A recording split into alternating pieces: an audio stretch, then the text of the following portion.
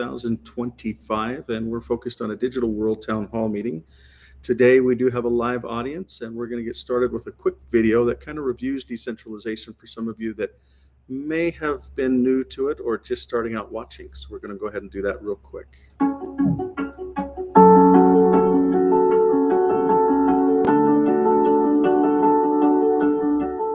Technology has changed our world, and the future our children will inherit. But with every convenience, we give up a bit of our privacy. The root of the problem is not technology itself, but rather centralized control of the technology we use every day. Companies like to say, we collect data so that we can improve our service. And that's true. They collect data, and some of it is used to improve the service to you. But even more of it is analyzed to train what they call models, patterns of human behavior. So once I have big training models, I can see how people with these characteristics typically behave over time. And that allows me to fit your data right into that arc and to predict what you're likely to do, not only now, but soon and later. What if we decentralized our digital lives? That means our data would be stored in several places, and everything we do, from managing our own healthcare, finances, even everyday activities like shopping and sharing, are under our control. That's what decentralized means, taking the control away from a few big companies and giving it back to the individual. Our data should belong to us. I'm a huge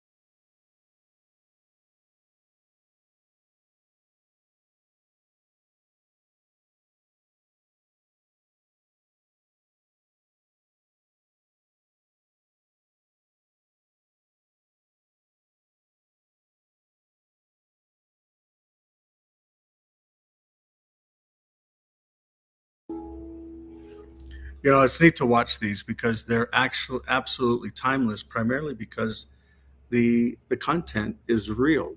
The focus on decentralization as a true and correct principle is a real principle, and it's I think it's an eternal principle. I think it actually was there as this universe was created and as our bodies were created. It's in us. It's through a microscope or through a telescope you can see it. So thank you for joining us. Today is Tuesday, June 24th, a special day. It is a digital world town hall meeting, which is a focus on really decentralization and some of the things that we've actually gone over the last couple, I'd say the last week, so to speak. We will have review of what's happened and then general question. We're grateful for those co-hosts that are with us. Wally, thank you for showing up. And John and Adam, thank you for all you do. And for those that are continually with us from around the world, from Hawaii, from Australia, to the Canada and also the Americas. Thank you for being here. This is a private membership association.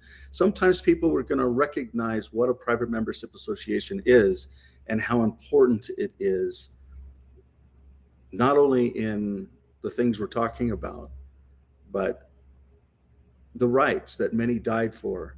The constitutional rights of the First Amendment, the Fourth Amendment, the Fifth Amendment, the Ninth Amendment, and the 10th Amendment basically provide for liberties and rights that people just give away. And we're going to help drive the awareness and understanding of some of those things. Some of the things we talk about may be forward-looking, and people may not understand what they are. This disclaimer provides structure so that we can actually delve into the future without being concerned. Some of the things that we talk about, all of it is under the Private Membership Association and should not be construed or out of context, so to speak.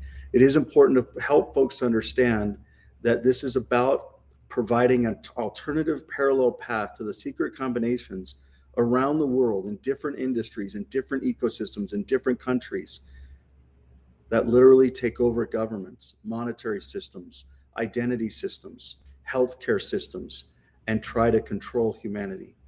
The goal is to give decentralization an opportunity. It doesn't have to force all the existing centralized systems, but to give decentralization a seat at the table to actually be one of the choices that people can elect to.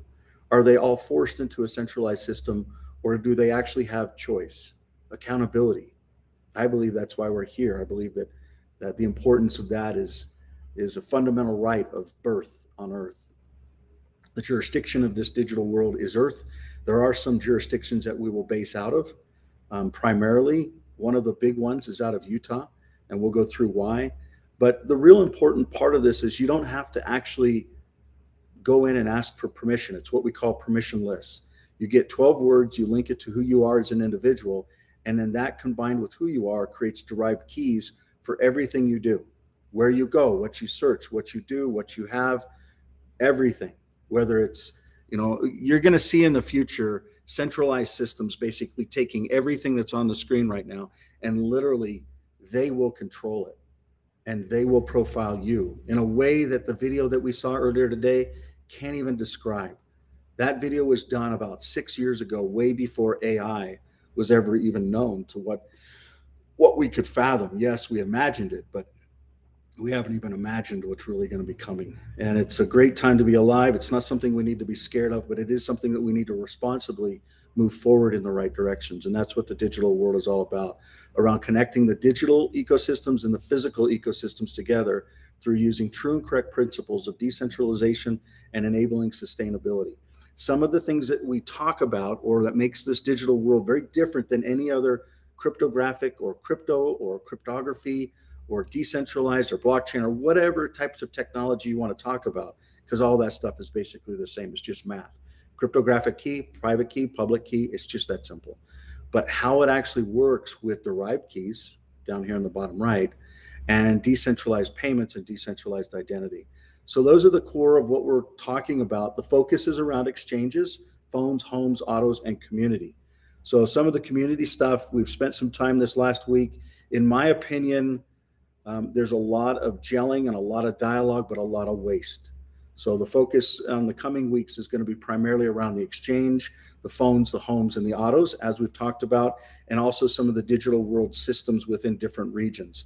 In Utah, we're actually standing up a region that is 1,200 acres of private land, of private roads, of private sewage, private infrastructure, utilities, people, rights, the ability to have companies stand up and form together and work together in a sovereign environment and a free trade zone, all together within that environment, and then standing up for the rights to be able to do that is some of the big things that we're focused on this last week. I'll go through a couple different images that will actually tell a picture on how this digital world actually basically has been progressing over the last week.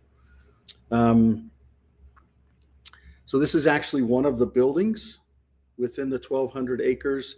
This is actually a facility where about 30 different companies can actually base from. Whole nother conversation there.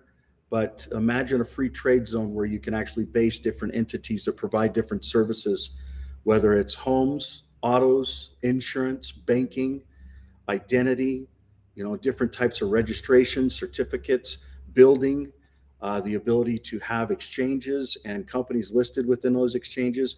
Imagine all of that coming together within one trade zone that's actually free. Here's a good example of one of those deals. So you're seeing a lot of different robotics. So for instance, this is actually a robotic company that's an international company, and it's actually doing an offering called Robo of about 50,000. One of the other big advancements, actually, I'm going to jump into this because I think this is important to dig into. There's a couple different folks that are on this call that are deeply involved in how this actually functions and works. But what you're looking at is a frame of a solid system that basically has multiple different assets, building off of native from the digital world, Bitcoin, which is decentralized and private within the digital world, so DBTC. A lot of people may say, I don't understand that, or I think you're just full of garbage. But the reality is this can actually be transferred in real time with true privacy, which is what Bitcoin actually set out to do. Dala, which is within a jurisdiction of a kingdom was one that was stepped on a long time ago. Not only did they have their own currency, they had their own currency that was independent, which was actually taken over. So you'll see a restoration of that environment.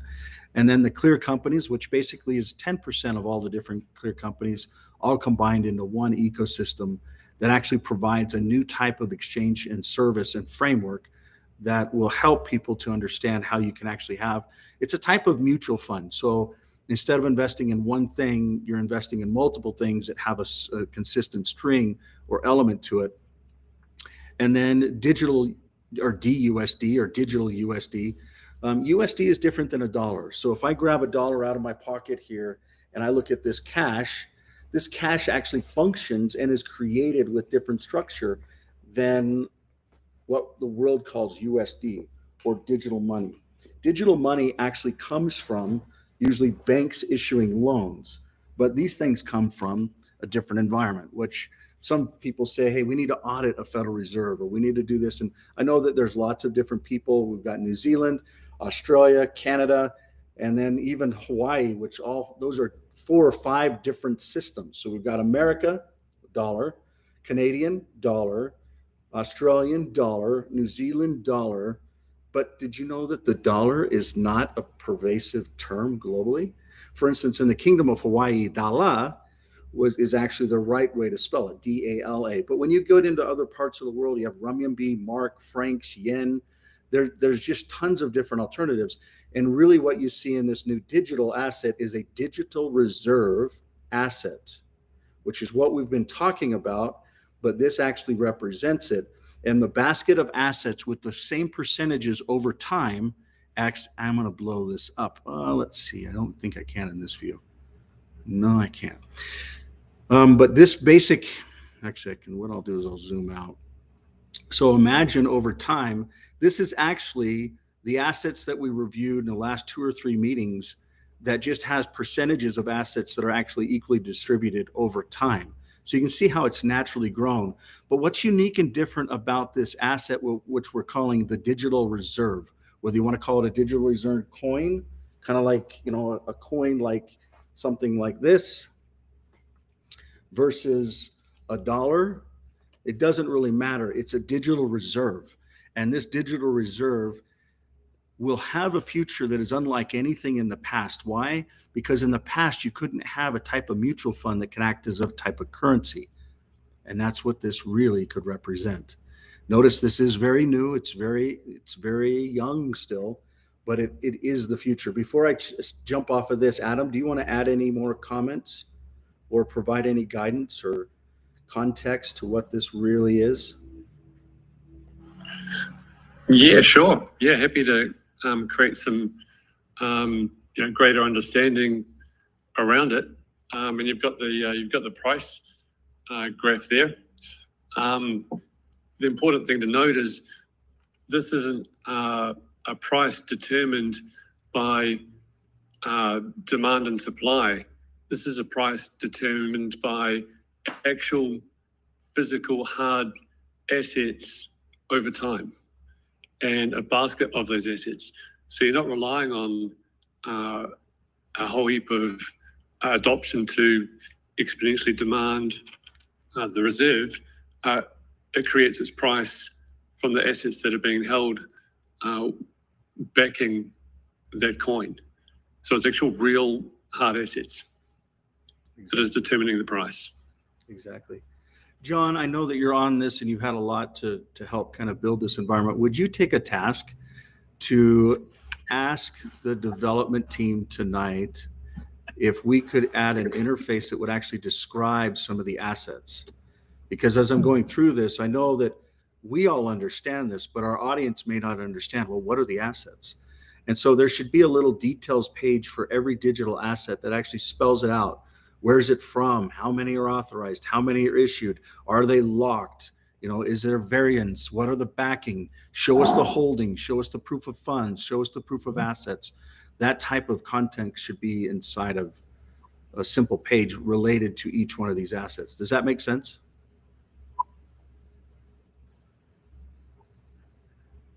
John, are you with me? If not, Wally, could you take that task?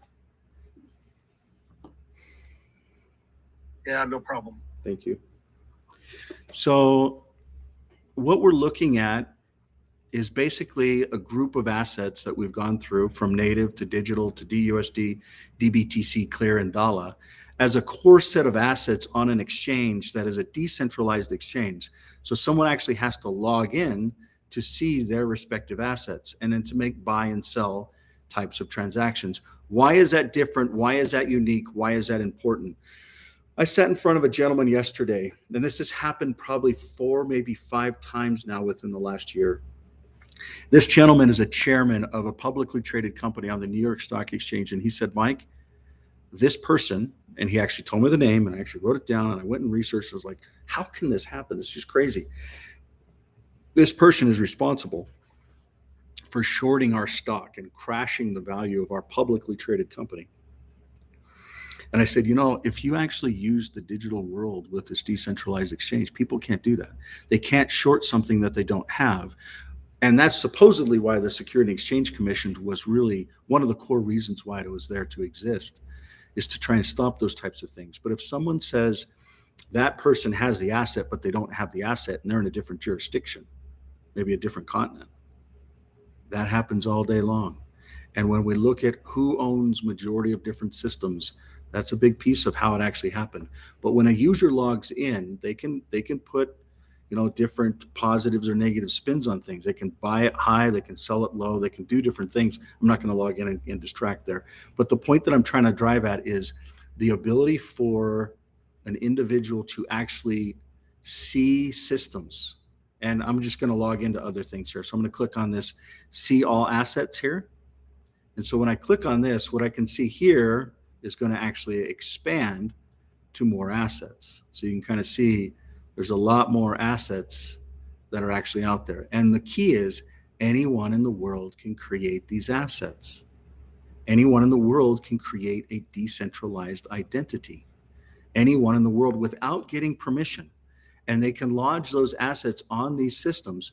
And so people may think, well, what if they're fake, or what if they're fraudulent, or what if there's nothing backing them, or what if they're a duplicate or a clone of something else? The system actually has the ability to naturally weed those types of things out. We're going to see more and more deep fakes. We're going to see more and more AI systems, not just with stocks, not just with replications, not just with photos or videos, but literally in life. And that's why decentralized identity is going to become not just invaluable, but imperative. Some of the other things that have transpired, I'm going to go through some other, because this has been a very telling week this last week. I'm going to just run through these real fast again. Let's jump through this. So we've actually done some conversions from currencies, like normal currency here, over to, well, I've got some here. Can't get my zipper off. For those of you who haven't seen it, these are gold dollars compared to green dollars. Okay, they come in different denominations. I don't know if the 20 is about that size. Actually, I can show you.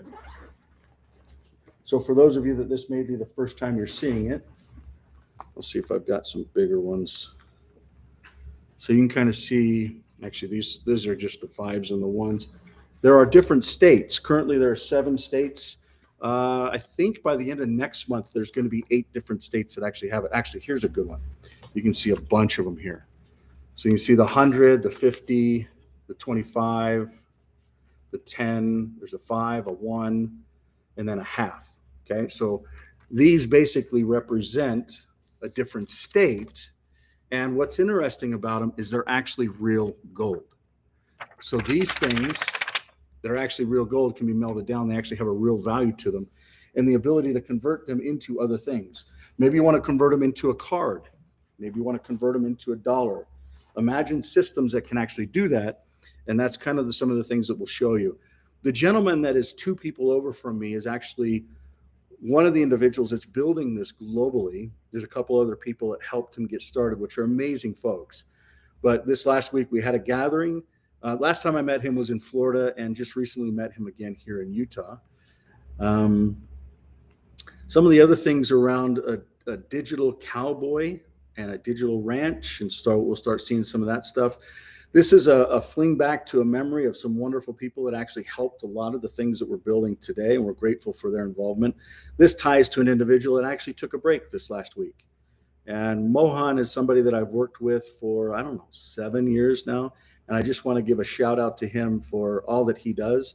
I know that it's not easy to keep up and to push, but his role is very important. And even though it may be difficult, as some of you know, working together over the times because we push hard, there's massive gratitude. So we're grateful for him. He actually went, I think this is like 19,000 feet. So here in the state that I'm in, Utah, I think our highest point is like 12,000 feet, yet he's gone up to 19,000 on a motorized vehicle. I didn't even know the combustion engines could go that high. Anyways, we're grateful he got back, and we're looking forward to another year worth of cranking hard. The Deal Flow show, the Miami season, the actual video was actually done. It's not something that we can publish today, but it is completed. We're also building out some beautiful different infrastructure. I won't be specific on what it does, whether it's power or heat or biochar or some other stuff, but there's explorations with that, not completed yet, but in the works. We also had a visit from a wonderful guy named Ben this last week, who has done some amazing things in the decentralized world, and we look forward to exploring future potentials with him as well.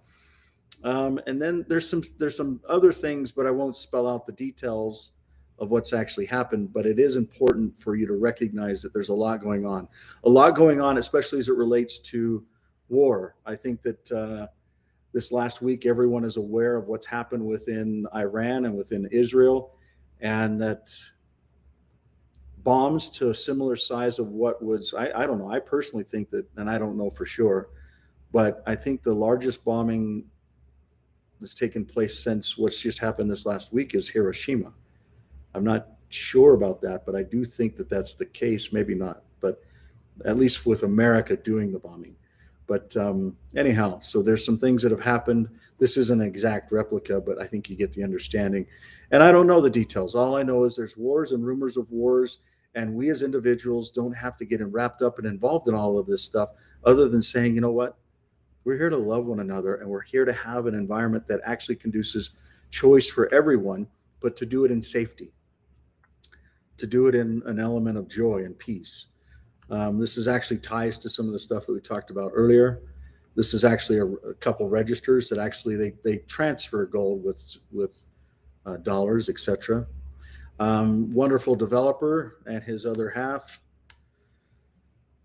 This is a really good group of folks. So these guys actually helped to build some of the things that I'm talking about, and we were able to meet this last week. And just a lot of history, a lot of progress, a lot of real world building and linking that real world together with people that just get it and care. And we're grateful for some of these opportunities. This is actually a digital restaurant, a digital watering hole, if you will, and then a digital center with a digital stage that we will do a lot on. This last week, there's also some activity within Tennessee with the New Earth, and we're grateful for some of the historical involvement that we had there, and look forward to the future once the dust settles. But we're grateful for a lot of people that actually are pushing and helping to rebuild on not just what was right and the foundation that was lost and stolen. For instance, you know, we've got a lot of different people on this call. In the Americas, Canada and America, there's a lot of indigenous communities and cultures and tribes. You know, the Hopis, the Cherokees, the Chickasaws, the Navajos, the Kunas down south. Up north, there's a ton in the Canadian region. And when we go over to Australia, the Aborigines there, the Maoris in New Zealand, you know, the Hawaiians in Hawaii, these are people that are people. Their cultures are being forgotten. And some of the work that Sasha Stone and some of the New Earth folks are doing help to actually put a lot of that back into its place, primarily by giving it back to those cultures.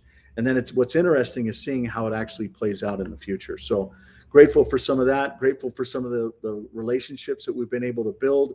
We're looking forward to a future. I can't spell this one out, but there is some elements that are there. And just simple features and functions like this is functioning now. I mean, there's just lots of different details and lots of different people that are involved. So I hope that provides a general update. I know there's a lot more, especially when it comes to the exchange and when we talk about Utah and the different legislations, the private membership association laws in Utah, the ability to have silver and gold in Utah, the ability to create a decentralized autonomous organization in Utah. And what most recently passed is the Digital Choice Act, which literally will reshape. And July 1st next year, there will be real consequences that come from these laws that have actually been passed. This particular law was passed, I know this article is only June 10th, but it was actually passed back in March. And we're just grateful to be able to be in the middle of a lot of this stuff and for leaders that actually listens to their citizens, even though they may not understand how it implements, but they understand that there needs to be a different way, a better way. So we're grateful for the opportunity to be here in Utah with some of that stuff, and even for the digital world to help align some of these different acts and actually not only talk about it from a letter of the law, but also how can technology actually be implemented so that it can actually be the law, so to speak. So there can be solutions for all of it in interoperability. One of the other things that I want to kind of just review is a perspective of, it's not just a physical war that's begun, but it's a digital war that's also begun. So literally reading this to everyone, if we've got the time, what I'll do is I'll break here for questions before I read it. If there's questions and answers, we won't go through this if there's questions and answers that are needed, I won't go through this, but if there's not, I'll go ahead and go through this and then we'll wrap up promptly today. But any questions or thoughts from our audience? Feedback? George, welcome, bud. Any other observations or guidance that anyone wants to pop out? Even if it's criticism, negativity, there's too much, it's not focused, it's misaligned. I hear that often because a lot of people can't understand all the different things that we're doing. But anybody, thoughts, feedback?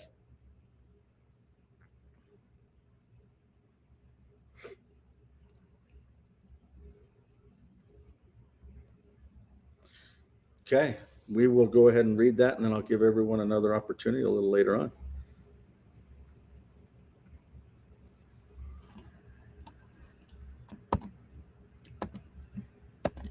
The digital war has begun, and only the decentralized will survive. A clear call to creators, citizens, and leaders. The centralized internet is becoming a system of control. A new digital world is rising, one where freedom, identity, and human dignity are protected by code, community, and law. Welcome to the war you didn't see coming. You don't need to wait for tanks or missiles to know a war has started. There's already a war over your identity, money, voice, memory, autonomy. The battlefield, the digital world. The weapon, centralized technology. The prize, control of the human spirit. The centralized digital stack is almost complete. Whether or not Oracle buys TikTok doesn't matter anymore, because the real goal isn't ownership, it's access and alignment. Here's what's quietly being assembled. Layer, controlled by, function, social graph, TikTok, Meta, Truth Social, behavioral mapping, AI and inference, ChatGPT, OpenAI, Gemini, predictive control, data custody, Oracle, AWS, Azure, cloud-based surveillance, ID compliance, Real ID, EU frameworks, biometric datakeeping, finance, CBDCs, Chainlink, Lightning, programmable money, influence, AI curated feeds, algorithmic narrative control. Even Bitcoin, when pushed through Lightning, becomes a traceable, centralized layer. Even Chainlink, once decentralized, is evolving to become the glue between crypto and real-world identity compliance. This isn't a tech upgrade, it's the scaffolding of digital authoritarianism. And while physical wars rage, the digital war brews quietly. This is not science fiction. It's happening now, and it's not just about apps or platforms. It's about who owns your future. By 2026, most people will be inside a system where their ID is state approved, their money is permissioned, their feed is filtered, their score determines access. The trap will be beautiful, effortless, and irreversible, unless we build something else. Clear in the digital world, the sovereign alternative. What if you could live outside that system? Own your identity, payments, apps, and community? That's why we created the Clear Stack, and that's why we're building the digital world. Together, they form a private, permissionless, decentralized society, backed not just by code, but by law. The digital world, real sovereignty in a digital age. The digital world isn't a theory, it's active. It includes includes digital ranches, self-sufficient communities with digital governance, digital centers, commerce, coordination, and collaboration hubs, digital stores, trade value privately, without surveillance, digital communities self-organized, jurisdictionally sovereign groups, all powered by Clear Life, where true decentralization starts. Clear ID, decentralized identity, Clear Wallet, gold-backed payments, DUSD, DGOLD, native, Clear Phone, decentralized phone and OS, Clear Keys, cryptographic protection AI cannot trace or break, and it's all governed by you, backed by law. Clear is linked to Utah and beyond. Clear is not just a project, it's a legal framework for digital freedom, recognized in Utah and now spreading to other jurisdictions, aligned with Utah's breakthrough laws. Utah Private Association Act protects member-based organizations with full legal standing. Utah DAO Act recognizes decentralized autonomous organizations as legal entities. Utah Gold Act authorizes gold and silver-backed currencies for legal trade. Utah Digital Choice Act secures your right to cell phone logins, digital apps, and payment tools. And the digital world infrastructure is already enabling sovereign cities, independent communities, native nations, private digital unions to legally join this new system on their terms, not big techs. Where to begin? This isn't just about opting out. It's about opting in to something real, durable, and free. The centralized stack will promise you access. We offer you agency. The old system says, trust us. The digital world says, trust yourself. The choice is yours. Will you be a product in someone else's cloud or a sovereign human in your own digital world? Explore and join the journey. Globe symbol with meridians.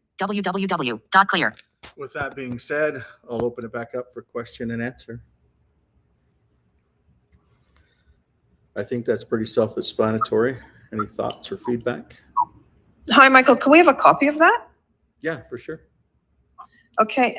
So it says in the document that by 2026 we will be controlled. Is this what you're proposing? Is this up and running? Can we become members, citizens, join whatever now before 2026, or like what's the timeline for everything? The laws in the state of Utah, they've already been passed, but it's not enacted until, and it can be enforced until July 1, 2026. So we still have a year until the laws can be enacted. In between now and then, we actually plan on providing some notice and some guidance and some legal cases. But as far as the private membership with the different images and ecosystems and community that I showed you, that is currently in the works. As a matter of fact, we hope to do some big announcements on July 4th or around that time frame from an independent standpoint. And that is actually real. I mean, that's viable. It's not, is it fully functional? No. Is it really 1,200 acres and there's really an opportunity to actually do some pretty crazy, amazing physical to digital things with it? Yes. Is it a massive blessing that kind of just fell in the lap? Yeah, there's a gentleman in some of the images earlier who literally called up and just said, Mike, I've been watching what you've been doing. I've known this guy for, I don't know, 15, 20 years. And he says, I don't really know what you do. He's in his 70s. He says, I don't really know what you do, but I know that it's right. And I know that you need to tell the world. And I know that this is a way that you can do it. And when we started putting 2 and 2 together, we got like 70. So there's so much more to it. But the laws, I'm going to just answer your question directly. The laws won't go into effect where they're enforced until July 1, 2026. But as far as all of the motions and the details and the legislation, it's already in motion and it's already approved and it's already ratified. It is happening. And if it doesn't happen in other countries, it doesn't matter because it's happening in Utah and we're pushing it through and it's got true viability. And I believe that umbilical cord from the digital world to Utah and then into other jurisdictions is going to really stick. So I hope that answers your question. So that, yeah, you did, except that, there's room for, 1,200 times, a family of 4, 4,800 people. What about the rest of the world? No. So that's just one community. So in the state of Utah alone, and there's actually a lot of other states, as a matter of fact, I remember reading an article on this last week. There is a big push for about 7 or 8 states. The largest one is actually Alaska. Utah, I want to say, is like the 4th or the 5th. But these states are basically taking land that has been federally controlled by the BLM and Bureau of Land Management and other ecosystems, and basically taking that back at the state layer and or requesting that the federal government actually put those lands up for sale and then be able to get revenues for the sale of the land and then be able to pay some of its debt. So that's one of the ways for the United States of America to actually get out of debt. Or, the math doesn't add up. Even if you go and do some crazy stuff, in my opinion, the way that the accounting does in the systems, it just won't ever add up. But that's a different conversation. And that's why the financial systems and digital and these other assets are very, very important. Because the current system, from a mathematical standpoint, it just won't have a long-term future unless, there's serious correction. But I think our opportunity with that is actually gone. But there's multiple communities and multiple locations. Those are just US-based ecosystems. And some of the thoughts are, as these things go public, we actually recommend the governance structure, such as land management, registration, permitting, any of the different type of licensing, all of that to come from a decentralized, autonomous type framework, what you're already seeing within the ecosystems that have already been built. And so imagine if there was a proposal where we would actually offer those to other environments. That's basically what is being pushed through. I don't know if that makes sense, but. Yes, it does. Thank you. Okay. Any other thoughts or comments or feedback? If not, I'll just wait 3 seconds and then we'll convene the meeting and we'll see you next week. I had a chance. question, Michael. Go ahead. And this may seem off topic, but with the introduction of AI and being secure, I've noticed an increase in people feeling insecure with their information and their information being out there. What would you tell them as far as how AI and information flows with the CLEAR system? It all has to turn on its head. It all has to start with a decentralized authentication. And what I'm going to show you is I'm going to go back to this slide here. It has to start with keys, where the individual owns their own keys, links it to them biologically, so a face, a finger, and then they log into their centralized systems. And it's not that complicated. It's actually a really simple process, but the CLEAR companies in digital world has to get really good at using a third-party type login known as CLEAR ID instead of using it from Face ID or from Facebook or Google, etc. So that's really important. But I think before that's going to become mainstream or at least adopted, some of these laws need to become adopted. And that's why we're pushing for some of the things that will happen with the jurisdiction on July 1st, 2026. But I would just throw something out there. You're talking about all these advanced things and AI. I would go back to a basic thing that most of us have actually been involved with directly or indirectly, and that's Facebook. I think that the structure of what a friend is has massively been perverted and overtaken. We have lots of friends, but we're very lonely.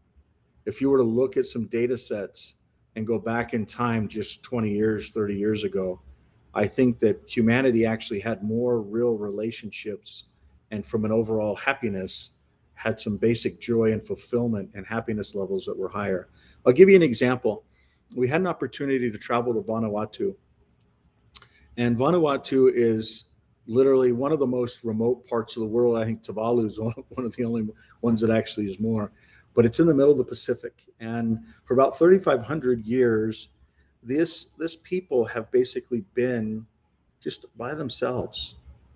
And I'm not saying that the society is perfect, but it's pretty close to it. And when I see them, you know what I see? I see happiness. I see peace. I see joy. And it's interesting because they're so far detached from things, but they're connected to family. In New Zealand, they would know it as whakapapa, or the connection to who we are and where we come from. And I would hope that in the future, AI could actually help us to do that if it's intelligently organized for the individual, for the family, for generations of time over and over and over again. And I think these little words that are permissionless words that can basically act as a public key, or in this case, a private key, can literally change how humanity actually engages with technology and how there's different systems. And AI is basically going to link all of these systems together for an individual. Like your Google searches from your finance, from your wallet to your apps, to your health, to your governmental records, to your wallets, everything is going to literally be linked together, including passwords. And that's where people may start listening and say, you know what, maybe we should start understanding that all the passwords have basically been compromised.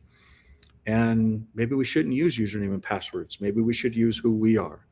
And then people will understand it's as simple as getting 12 words. In this image, you got 24, but 12 words, and then who you are basically creates it. So it's just that simple as using the Life app. And I know that there'll be a time in the future where the Life app, the wallets, the exchanges, the technology will be massively stable and the world can stand on it. And, somebody yesterday, I picked him up at the airport and dropped him off at the airport. And on the way back to the airport, he was talking about all these companies that are doing all the wrong things. And I said, what company's doing the right thing? And he says, I think Facebook's doing the right thing. And I think they'll survive. And I mentioned to him, what we're doing is complex and it takes some understanding to really get your head around it. And he talked about viability. And I says, I think that's over my dead body and maybe other dead bodies. I can't speak for other people, but we're committed to this through life. I, as an individual, have been so blessed on so many levels, and find the value of time in amazing bodies and the ability to be able to do so much that it's a responsibility. It's not something that we can just shirk or something that we can just forget, so to speak. And so with that being said, I would hope that, not just our listeners that plug in every once in a while, but for those that are on from all around the world that actually pipe in and follow along, I would hope that, within the next year, the adoption starts in a very material way. Whereas over the last 16 years, there's been a lot of details that have had to been built to be able to bring the model to fruition, the teams, the structure, the timing. Businesses have changed. The way people work has changed. The way people connect has changed. The way that AI and robots have implemented into the world is going to change things even more. But the fabric of relationships and choices and accountability and joy and happiness is something that will be consistent throughout generations of time. And I don't care what religion or political party you're tied to or believe in. It doesn't matter, because it's all the same truth. We all go into this world the same way and go out of it. What we learn throughout that dash of lifetime it matters. And so hopefully we're able to truly make a difference. And by the time we all take our last breaths, it's not just my last breath, but all of your last breaths. We're all in this together. We're all going to go out the same way. But how we go out and what we do in that little dash, one of the pictures this last week was actually of a grave and a funeral of an individual that really lived 92 years of service and love, and the legacies that we can leave for not only our immediate families, but for others, they matter. And I think that if we look back in time, we see that over and over and over. There's really good examples of that, but now is a day and age when everything is recorded. For instance, this meeting is being recorded and it'll stream on 3 or 4 social channels. And actually today I got my first notice that certain videos will start being deleted. What happens when certain things, a name, an identity, an individual can just be deleted? There has to be a way for an individual to retain their identity and who they are for future generations, not just for them, but so that I think that there's wisdom and learning that can come from it that we can't even understand. But I appreciate your time, your attention. If there's not any other questions, we'll go ahead and wrap up. Any thoughts or comments or feedback, or anyone want to have the Michael, last word? is that policy that you mentioned, is that part of the other policies in the digital world? This Is it particular going to be listed there? this particular one is already. Let me just confirm real fast for you. No, the Digital Choice X there, yes. The Digital War one that you were mentioning about. No, that one's not there, but I'll drop it in for you. Yeah. Oh, okay. Just you can put it in the chat. I didn't get to read it, but yeah. Yeah. If you Can want. I just yeah, and I do just want to say one thing, which is really important. I think as like a community, I tell my community, I tell my team, we need to get better at cognitive diffusing our problems. So when we come across a problem, we have to be better at finding the solution. And that's kind of what I'm focusing on at the moment is, when we come across a problem, are we complaining about it, or are we blaming somebody else, or are we really trying to cognitively diffuse that issue and provide positive solutions? So I just wanted to share that little bit of advice. Absolutely. Totally agree with that. Absolutely. Any other thoughts or feedback? By the way, that was shared with you, Beck. It was shared with everybody that wants to grab it. And I'll drop it into it's not a legislation issue, but maybe what we'll do is we'll make a post out of it and just post it online. So Yeah, thank you. Thank you. other thoughts or comments? I just want to clear something up, Michael. So if we're using one of the Life apps and then we log into, let's say, ChatGPT, are we protected? Not today. No. And it's really, you basically use your decentralized identity and then log into centralized systems and validate who you are. And then that actually gets approved and recognized within certain centralized systems, which are really a part of the problem and the culprit. So for instance, if you want to travel, or if you want to transact, or if you want to enter a certain building with Real ID, you can't even go get or with Real ID enacted, you can't go get a library card. You can't go supposedly to the airport. But what happens when people stand up for what's right? Human rights, rights to privacy, rights to travel, rights to transact. And once that happens, there'll be a different chapter. Right now, we're not in that chapter, but if you're using ChatGPT, the only way to have it supposedly private is to actually pay them. It's $50 per month per account. And you can invite teams to it.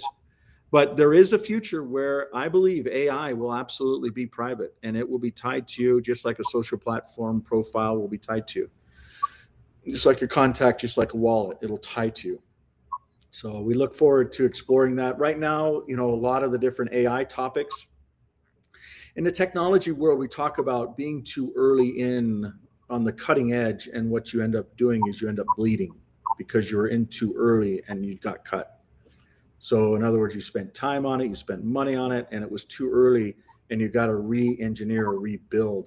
And so what we try to do is implement technologies that are at the right inflection point at the right time to implement and integrate. Otherwise, if you use the wrong technology, it can take a lot of time, and cycles can be wasted. But I believe that the different operating systems, namely Red Hat Enterprise Linux, Android, as well as Ripple, we pull these different open source projects together, convert them into an integrated operating system for humanity. And that is what the digital world actually runs on. So I don't know if that makes sense to folks, but that's what this whole digital world is built on, is a simple model, just like this. So That makes sense. That makes sense. thank you guys for being here, for showing up, especially all the loyal contributors. You all have your own role in this. Driving awareness, building exchanges, building treasuries, operations, fulfillment, development. And a lot of people don't care, but there'll be a time where this will make a difference. And hopefully it's within the next 12 months. Much love, everyone. We'll talk to you soon. And kia ora from those in New Zealand. Thank you, Mike. Thank you, George. It's good to hear your voice, buddy. Welcome. We'll talk to you later. Kia ora. Kia ora. Thanks, everyone. Thank you.